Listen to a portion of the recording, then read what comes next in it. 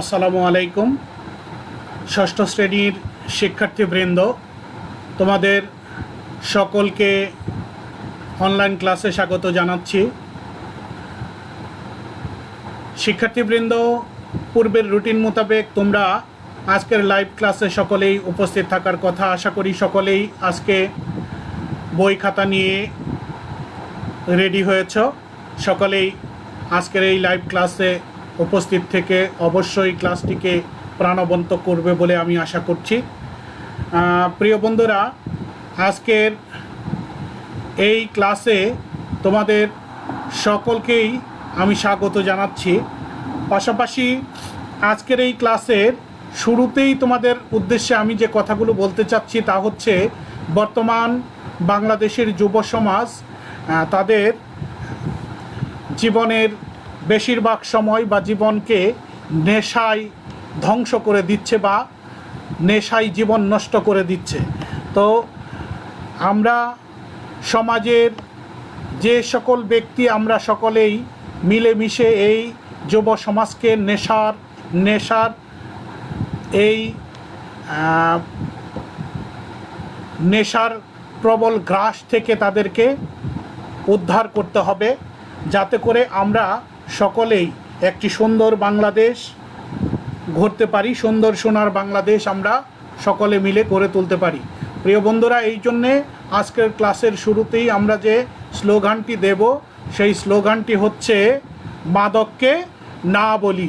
বন্ধুরা সবাই আমার সাথে বলো, মাদককে না বলি। তা আসো আমরা আমাদের ক্লাসের কার্যক্রম শুরু করি।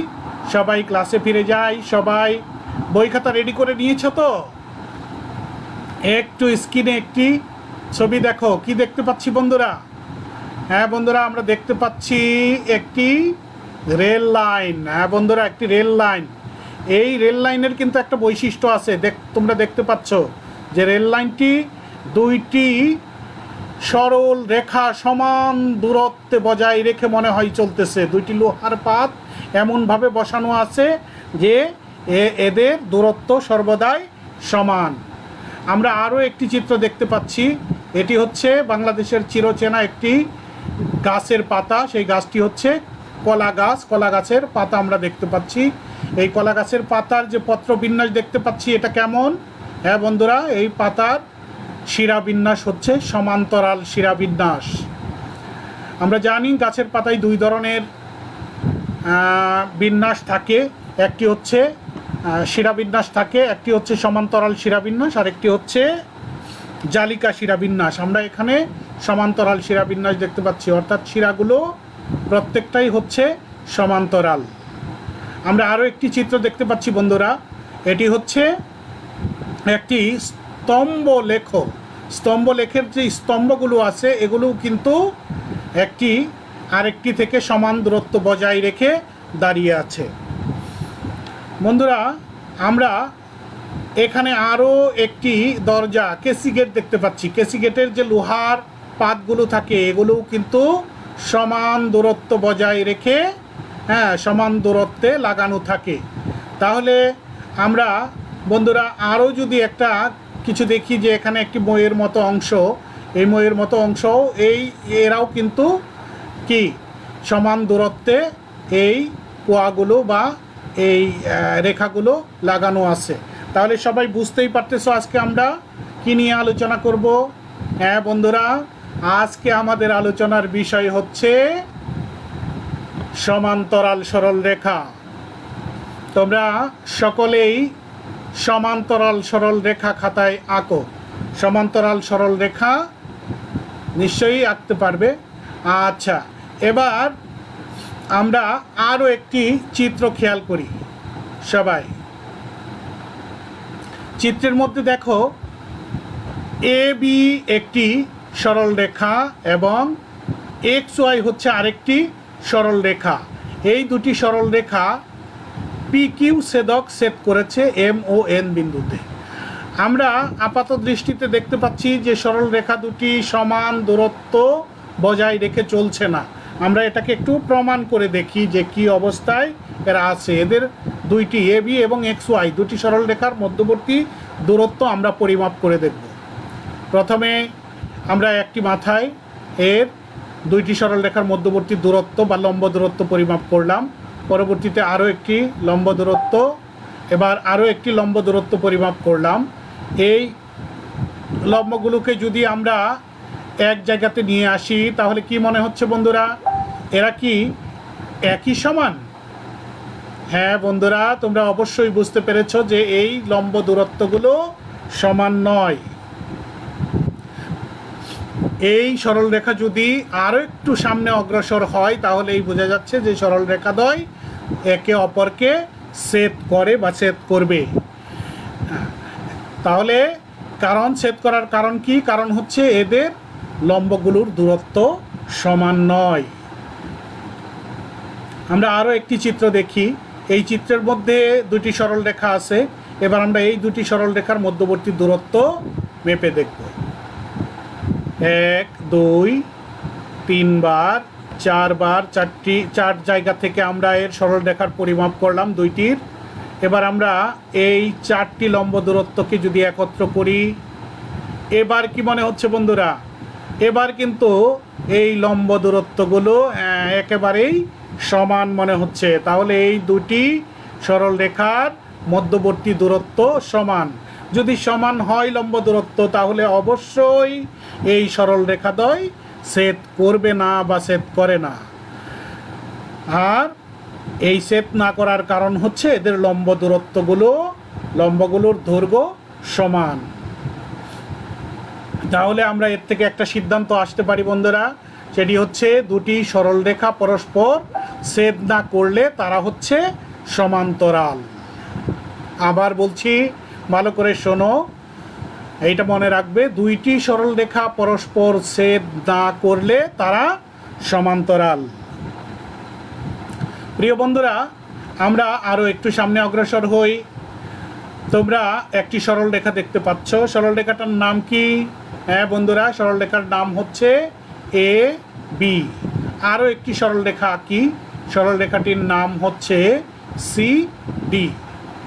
এই এ বি এবং সিডির যে দুইটি বিন্দু দেওয়া আছে, বিন্দুর মধ্যবর্তী দূরত্ব আমরা পরিমাপ করব, লম্ব দূরত্ব। প্রথমে একটা লম্ব দূরত্ব আমরা নিয়েছি, নাম হচ্ছে এম এবং এন। আরও একটি লম্ব দূরত্ব আমরা নেই, এই লম্ব দূরত্বটির নাম হচ্ছে পি কিউ। আরও একটি লম্ব দূরত্ব নেই আমরা, হ্যাঁ, এই লম্ব দূরত্বটির নাম হচ্ছে আর এস। প্রিয় বন্ধুরা, তোমরা আমার এই কথা এবং এই চিত্রগুলো ঠিকমতো দেখতে পাচ্ছ কি না তোমরা অবশ্যই কমেন্টস বক্সে জানাবে। কারণ লাইভ ক্লাস হচ্ছে, আমি কিন্তু দেখতে পাচ্ছি না, বুঝতে পারতেছি না শব্দ কেমন হচ্ছে, হ্যাঁ, বা চিত্রগুলো কেমন দেখাচ্ছে। অবশ্যই তোমরা কমেন্টস করে জানাবে, তাহলে আমি বুঝতে পারবো। আচ্ছা, আমরা অগ্রসর হই। আমরা এই যে তিনটি লম্ব দূরত্ব এঁকেছি, তিনটি লম্ব দূরত্বই এই এ বি ও সিডি এর মধ্যবর্তী লম্ব দূরত্ব। তাহলে আমরা এটা একটু পরিমাপ করে দেখব। প্রথমটা পরিমাপ করলাম, এবার দ্বিতীয়টা যদি পরিমাপ করি, হ্যাঁ, প্রথমটি এবং দ্বিতীয়টি দেখলাম একেবারেই সমান। এবার যদি আমরা তৃতীয়টি পরিমাপ করি, হ্যাঁ বন্ধুরা, তৃতীয়টিও হচ্ছে অপর দুইটির সমান। তাহলে আমরা এখান থেকে একটি সিদ্ধান্তে আসতে পারি। কি সিদ্ধান্ত বন্ধুরা? যে আমরা অবশ্যই বলতে পারি যে এই এম এবং এন, পি কিউ এবং আর এস এরা পরস্পরের সমান। এই লম্ব দূরত্বগুলো পরস্পরে সমান। তাহলে আমরা বলতে পারি দুইটি সরলরেখার একটির যে কোনো দুইটি বিন্দু থেকে অপরটির লম্ব দূরত্ব পরস্পর সমান হলে তাদেরকে সমান্তরাল সরলরেখা বলে। তোমরা কিন্তু এই সমান্তরাল সরলরেখাটা ভালো করে, এই সমান্তরাল সরলরেখার সংজ্ঞাটা ভালো করে আত্মস্থ করবে। আবার বলছি, দুইটি সরলরেখার একটির যে কোনো দুইটি বিন্দু থেকে অপরটির লম্ব দূরত্ব পরস্পর সমান হলে তাদেরকে সমান্তরাল সরলরেখা বলে। আমরা সমান্তরাল সরলরেখার সংজ্ঞা জানলাম। এখানে আরও একটা বিষয় আমরা জেনে রাখি বন্ধুরা, সেটি হচ্ছে কোনো নির্দিষ্ট সরলরেখার উপর অবস্থিত নয় এরূপ বিন্দুর মধ্য দিয়ে ওই সরলরেখার ওই সরল রেখার সমান্তরাল করে একটি মাত্র সরল রেখা আঁকা যায়, শুধুমাত্র একটি সমান্তরাল সরল রেখা আঁকা যায়। প্রিয় বন্ধুরা, আমরা সামনে অগ্রসর হই। এবারে আমরা কি জানলাম? সমান্তরাল সরল রেখার সংজ্ঞা জানলাম। এবারে আমরা জানবো সমান্তরাল সরল রেখার বৈশিষ্ট্যগুলো কি। চিত্রটা দেখো, এই যে আমরা একটি তল দেখতে পাচ্ছি, এই তলে যে দুইটি সরল রেখা আছে, এরা কি অবস্থাতে আছে? যে আরও একটি দেখছি, সরল রেখা দুটি একই সমতলে অবস্থিত আছে। এখানে সরল রেখা দুটি একই সমতলে অবস্থিত আছে। তাহলে আমরা প্রথম যে বৈশিষ্ট্যটা পেলাম, সেই বৈশিষ্ট্য হচ্ছে যে সরল রেখা দুটি একই সমতলে অবস্থিত। এটা হচ্ছে সমান্তরাল রেখার বৈশিষ্ট্য, যে দুইটি সরল রেখা একই সমতলে অবস্থিত হতে হবে।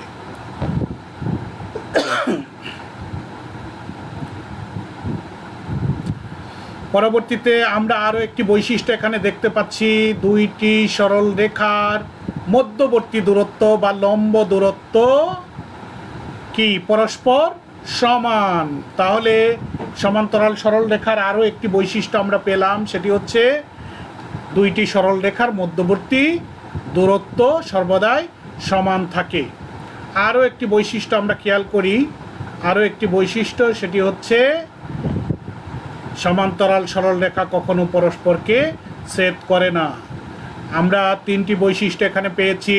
প্রথম বৈশিষ্ট্য, সরল রেখা দুটি একই সমতলে অবস্থিত, এদের সকল বিন্দুর লম্ব দূরত্ব পরস্পর সমান, সমান্তরাল সরল রেখা কখনো পরস্পরকে ছেদ করে না। তাহলে তিনটা বৈশিষ্ট্য আমরা মনে রাখবো।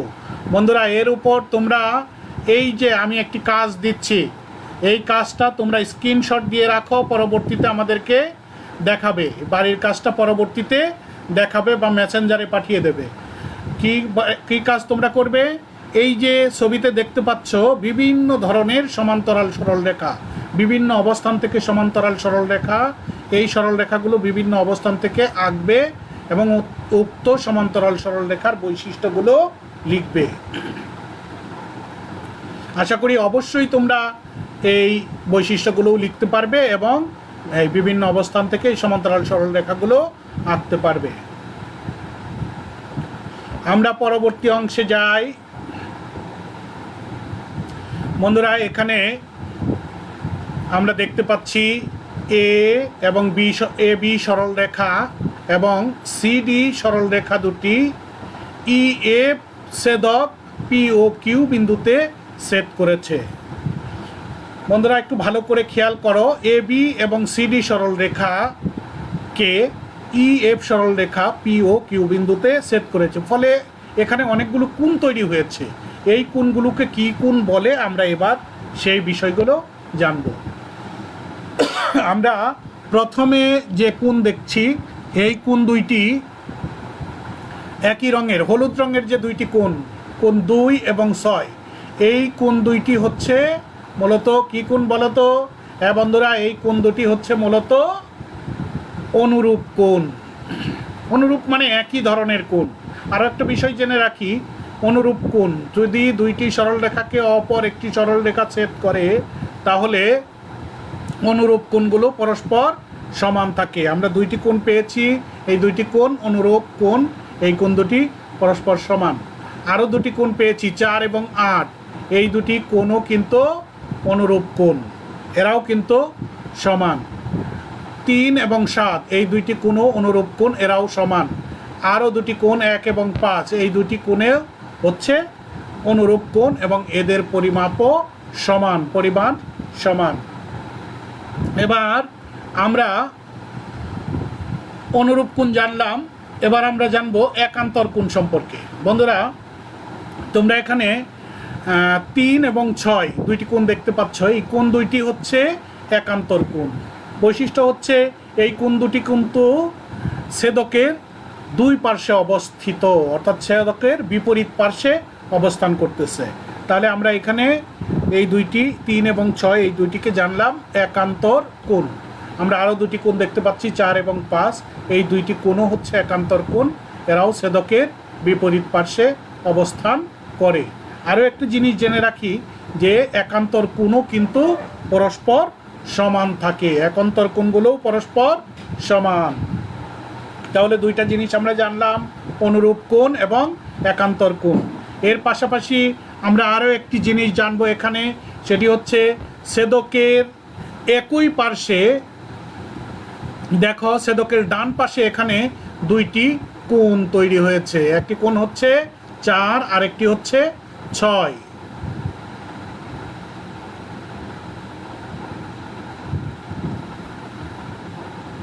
এখানে 4 এবং 6 দুইটি কোণ, এই দুইটি কোণ কিন্তু ছেদকের ডান পাশে অর্থাৎ ছেদকের একই পাশে অবস্থিত। আমরা কিন্তু এর সাথে এটাও মনে রাখবো যে দুইটি সরলরেখাকে, সমান্তরাল সরলরেখাকে অপর একটি সরলরেখা ছেদ করলে ছেদকের একই পার্শ্বে যে অন্তস্থ কোণ দুইটি থাকে, এই কোণ দুইটির পরিমাপ হচ্ছে 180 ডিগ্রি বা 2 সমকোণ। তাহলে বন্ধুরা আবার আমরা ছেদকের বাম পাশে দুইটি কোণ দেখতে পাচ্ছি, কোণ 3 এবং 5। এই কোণ দুইটির সমষ্টি, এই কোণ দুইটিও ছেদকের এক পাশে অর্থাৎ বাম পাশে অবস্থিত। এই দুইটি কোণের পরিমাপও কিন্তু পরিমাপের যোগফল হচ্ছে 180 ডিগ্রি বা 2 সমকোণ। 1 এবং 7 এই দুইটি কোণের পরিমাপের যোগফলও 180 ডিগ্রি। আবার ছেদকের একই পাশে আরও দুটি কোণ 2 এবং 8, এদের পরিমাপের যোগফলও 180 ডিগ্রি। আমরা যদি এবার প্রথম থেকে কতে আমরা দেখেছিলাম, আমরা দেখি এখানে যে কোণগুলো আছে 2 নাম্বার এবং 2 কোণ 2 এবং 6, হ্যাঁ হলুদ রঙের এই দুইটি কোণ 4 এবং 8, এই দুইটি কোণ 1 এবং 5, 3 এবং 7, এই কোণগুলো হচ্ছে অনুরূপ কোণ। এই কোণগুলো কোণ জোড়া দুইটা করে, এরা হচ্ছে পরস্পর অনুরূপ কোণ। আবার আমরা দ্বিতীয়বার যে দেখেছিলাম যে 3 এবং 6 এবং 4, 5 এই কোণগুলো হচ্ছে একান্তর কোণ। ছেদকের ডান পার্শ্বে 4 এবং 6, ছেদকের ডান পাশে অন্তস্থ কোণ।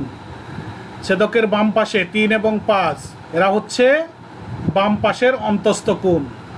তাহলে আমরা 3টা বৈশিষ্ট্য এখানে জানলাম। সেই 3টা বৈশিষ্ট্য হচ্ছে একান্তর কোণ, এবং একান্তর কোণগুলো থাকে ছেদকের বিপরীত পার্শ্বে, এদের একান্তর কোণগুলো পরস্পর সমান। অনুরূপ কোণ একই পাশে থাকে একই ধরনের কোণ, অনুরূপ কোণগুলোও পরস্পর সমান, এবং ছেদকের একই পাশে যে অন্তস্থ কোণগুলো থাকে এরাও এদের পরিমাপের সমষ্টি 2 সমকোণ। বন্ধুরা আরও একটি খেয়াল করো, আমরা দুটি সরল রেখা এঁকেছি। এই দুইটি সরল রেখাকে অপর একটি সরল রেখা ছেদ করেছে। আমরা যদি এদের নাম বলি তাহলে এ বি এবং সিডি সরল রেখাকে ইএফ সরল রেখা যথাক্রমে পি ও কিউ বিন্দুতে ছেদ করেছে। ফলে এখানে অনেকগুলো কোণ তৈরি হয়েছে। এবার আমরা বললাম যে অনুরূপ কোণগুলো সমান, একান্তর কোণগুলো সমান, ছেদকের একই পাশে অন্তস্থ কোণগুলোর পরিমাপ সমষ্টি কি 2 সমকোণ। এবার আমরা একটু পরিমাপ করে দেখব। আমরা কিন্তু বন্ধুরা এখানে দেখতে পাচ্ছি যে এই যে কোণ পি কিউ ডি, এই কোণের পরিমাপ কিন্তু হচ্ছে 50 ডিগ্রি। আর এইখানে দেখো এ পি এফ, এই কোণের পরিমাপ হচ্ছে 130 ডিগ্রি। অর্থাৎ সি কিউ এফ, এই কোণের পরিমাপও হচ্ছে 130 ডিগ্রি। আবার যদি উপরের যেটা আছে, উপরের এটাকে যদি আমরা পরিমাপ করে দেখি তাহলে আমরা দেখতে পাচ্ছি এখানেও 130 ডিগ্রি হচ্ছে বিপি কিউ, এবং এপি কিউ হচ্ছে 50 ডিগ্রি। তাহলে আমরা প্র্যাকটিক্যালি প্রমাণ করে দেখলাম এই যে দুইটি কোণ আমরা চিহ্নিত করেছি, এই দুইটি কোণ কিন্তু পরিমাপ কত ডিগ্রি আমরা পেয়েছি, এই যে পরিমাপ করে দেখলাম, হ্যাঁ বন্ধুরা এগুলো পেয়েছি 50 ডিগ্রি। তাহলে এই কোণটিও 50 ডিগ্রি, এটিও 50 ডিগ্রি। তাহলে নির্দ্বিধায় আমরা এখন বলতে পারি যে একান্তর কোণ দুটি পরস্পর সমান। এবার আমরা একটু খেয়াল করি যে এই কোণ দুটির নাম কি, এ পি কিউ এবং পি কিউ ডি। এই দুটি কোণকে কি কোণ বলে? একান্তর কোণ। এই দুইটি কোণ হচ্ছে পরস্পর সমান।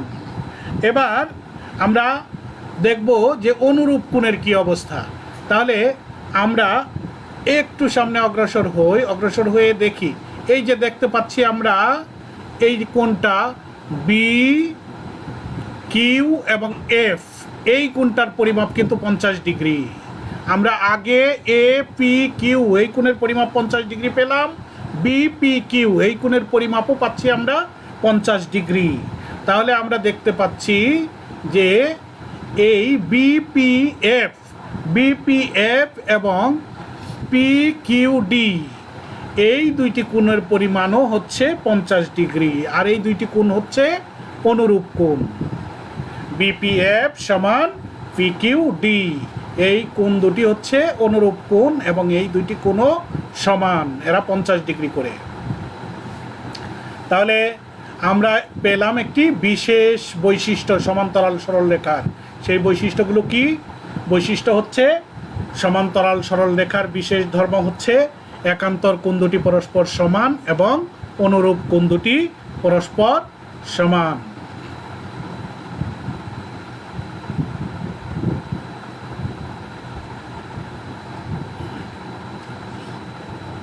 বন্ধুরা, আমরা আরও একটু প্র্যাকটিক্যাল প্রমাণ করে দেখি। আমরা এই যে অনুরূপ কোণ দুটি পরিমাপ করছি, একই কোণ দুই জায়গাতে স্থাপন করে দেখছি যে এরা পরস্পরে সমান। ক চিত্রে তোমরা দেখতে পাচ্ছ যে অনুরূপ কোণ দুইটি সমান, আর ডান দিকেও দেখতে পাচ্ছি আমরা একান্তর কোণ দুইটি পরস্পর সমান।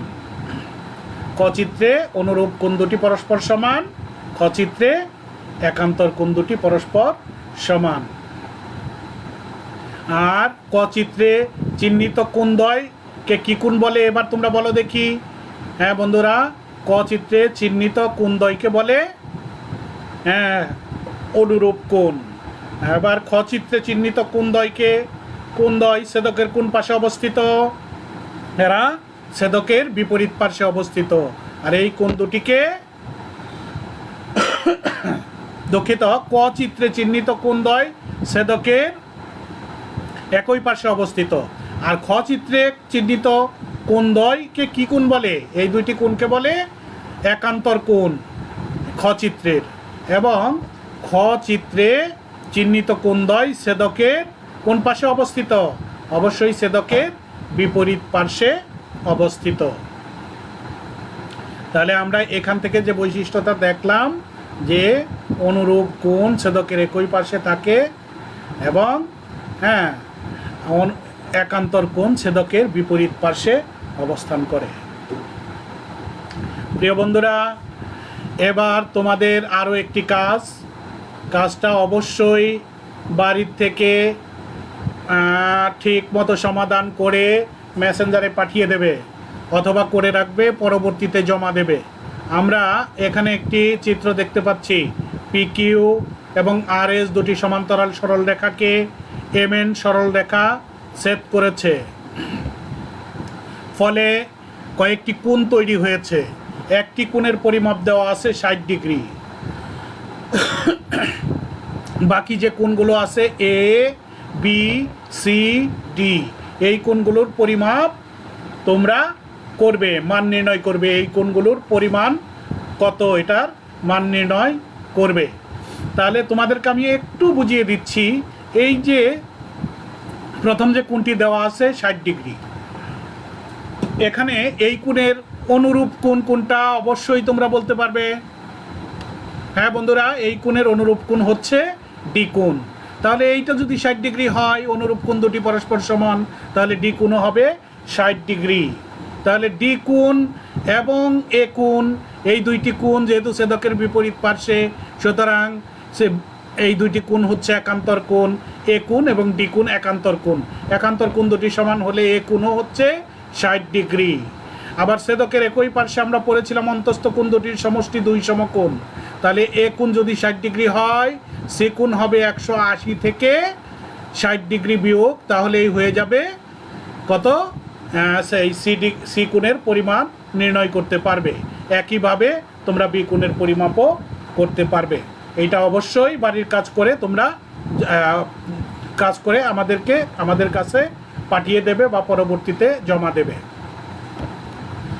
এবার তোমাদের উদ্দেশ্যে কিছু প্রশ্ন আছে বন্ধুরা, তোমরা একটু প্রশ্নগুলোর উত্তর খাতায় লিখে রাখবে পরবর্তীতে।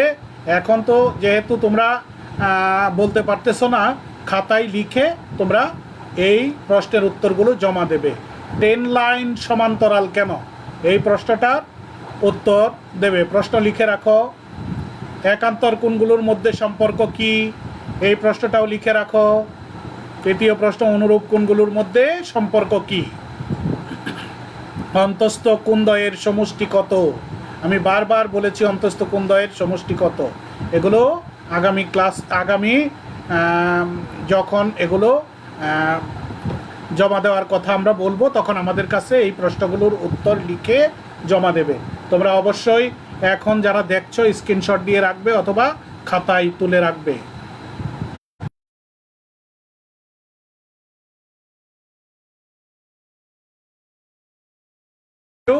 আমাদের কাছে পরবর্তীতে জমা দেবে।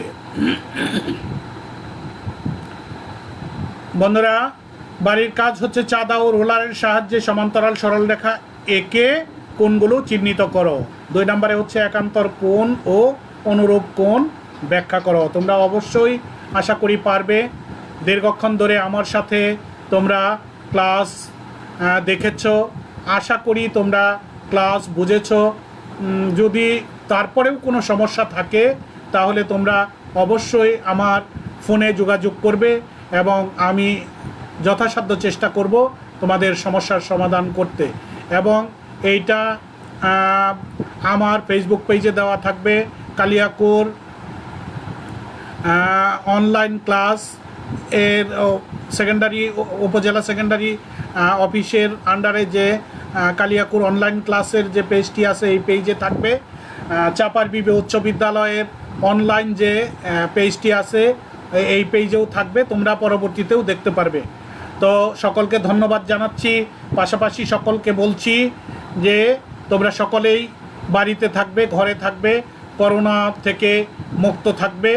আশা করি সকলেই সুস্থ হয়ে আবার সকলের সাথে আমাদের প্রিয় স্কুলে দেখা হবে সকলের সাথে।